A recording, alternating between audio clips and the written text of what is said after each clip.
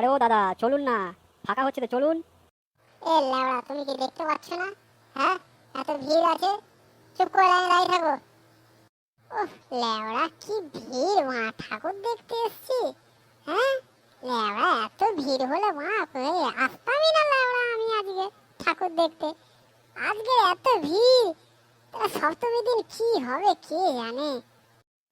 ও দাদা, ও দাদা, আরে একটু এগোন না, এগোন না। আরে আরে একটু এগোন, এগোন।